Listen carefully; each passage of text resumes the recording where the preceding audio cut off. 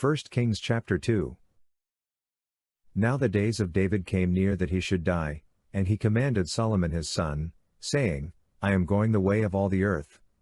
You be strong therefore, and show yourself a man, and keep the instruction of Yahweh your God, to walk in his ways, to keep his statutes, his commandments, his ordinances, and his testimonies, according to that which is written in the law of Moses, that you may prosper in all that you do and wherever you turn yourself.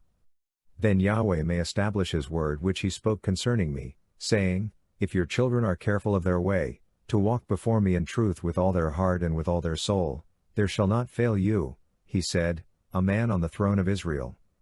Moreover you know also what Joab the son of Zeruiah did to me, even what he did to the two captains of the armies of Israel, to Abner the son of Ner and to Amasa the son of Cheter, whom he killed, and shed the blood of war in peace, and put the blood of war on his sash that was around his waist and in his sandals that were on his feet. Do therefore according to your wisdom, and don't let his gray head go down to Sheol in peace. But show kindness to the sons of Barzillai the Gileadite, and let them be among those who eat at your table, for so they came to me when I fled from Absalom your brother. Behold, there is with you Shimei the son of Jerah, the Benjamite of Bahurim, who cursed me with a grievous curse in the day when I went to Mahanaim. But he came down to meet me at the Jordan, and I swore to him by Yahweh, saying, I will not put you to death with the sword.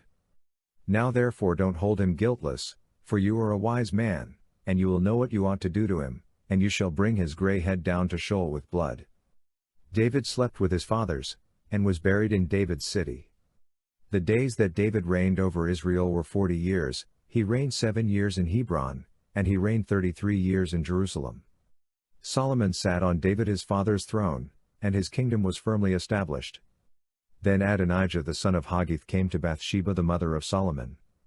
She said, Do you come peaceably? He said, Peaceably. He said moreover, I have something to tell you. She said, Say on. He said, You know that the kingdom was mine, and that all Israel set their faces on me, that I should reign. However, the kingdom is turned around, and has become my brother's, for it was his from Yahweh. Now I ask one petition of you. Don't deny me. She said to him, Say on. He said, Please speak to Solomon the king, for he will not tell you no, that he give me Abishag the Shunammite as wife. Bathsheba said, All right. I will speak for you to the king. Bathsheba therefore went to King Solomon, to speak to him for Adonijah. The king rose up to meet her and bowed himself to her, and sat down on his throne and caused a throne to be set for the king's mother, and she sat on his right hand. Then she said, I ask one small petition of you, don't deny me. The king said to her, Ask on, my mother, for I will not deny you. She said, Let Abishag the Shunammite be given to Adonijah your brother as wife. King Solomon answered his mother, Why do you ask Abishag the Shunammite for Adonijah? Ask for him the kingdom also, for he is my elder brother, even for him, and for Abiathar the priest, and for Joab the son of Zeruiah. Then King Solomon swore by Yahweh, saying, God do so to me, and more also, if Adonijah has not spoken this word against his own life. Now therefore as Yahweh lives, who has established me and set me on my father David's throne, and who has made me a house as he promised, surely Adonijah shall be put to death today. King Solomon sent Benaiah the son of Jehoiada, and he fell on him, so that he died. To Abiathar the priest the king said, Go to Anatoth, to your own fields, for you are worthy of death.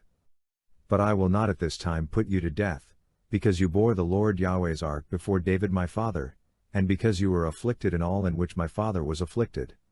So Solomon thrust Abiathar out from being priest to Yahweh, that he might fulfill Yahweh's word which he spoke concerning the house of Eli in Shiloh. This news came to Joab, for Joab had followed Adonijah, although he didn't follow Absalom. Joab fled to Yahweh's tent, and held on to the horns of the altar. King Solomon was told, Joab has fled to Yahweh's tent, and behold, he is by the altar. Then Solomon sent Benaiah the son of Jehoiada, saying, Go, fall on him. Benaiah came to Yahweh's tent, and said to him, The king says, Come out. He said, No, but I will die here.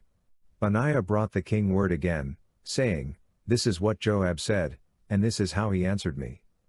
The king said to him, Do as he has said, and fall on him, and bury him, that you may take away the blood, which Joab shed without cause, from me and from my father's house.